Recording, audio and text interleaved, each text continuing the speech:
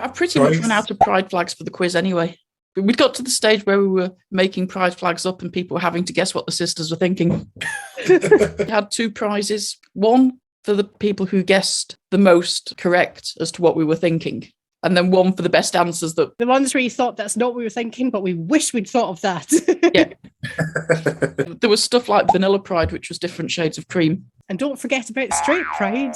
If you're trying so hard to say that you're super straight, then I'm going to be judgy and suspect that you're probably not. Yeah. Methinks you doth protest too much.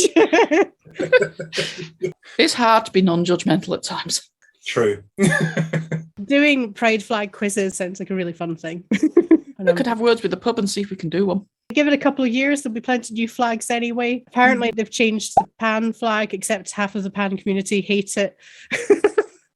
So half are refusing to use it and the other half are using it.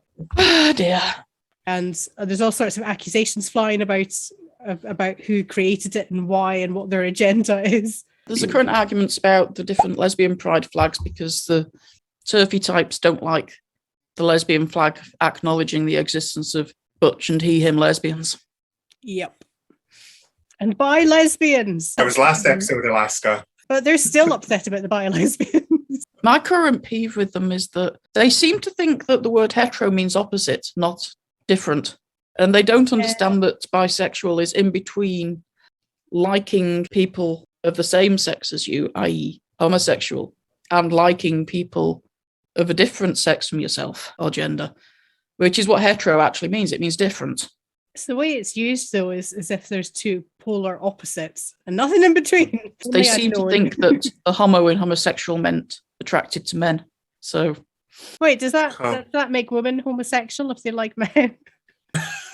Just by that logic. I don't usually complain about the lack of teaching of classics and Latin and stuff, but sometimes it's useful to understand what words mean when you break them down into their component parts.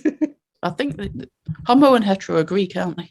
Yeah, I think so. I have just been reminded when I was back in Manchester in the 80s, some students did an epic prank and they put an article in their rag magazine about one of the local politicians and how he was an avowed heterosexual and wrote the article in the same sort of terms that had been being used to castigate gay men and stuff.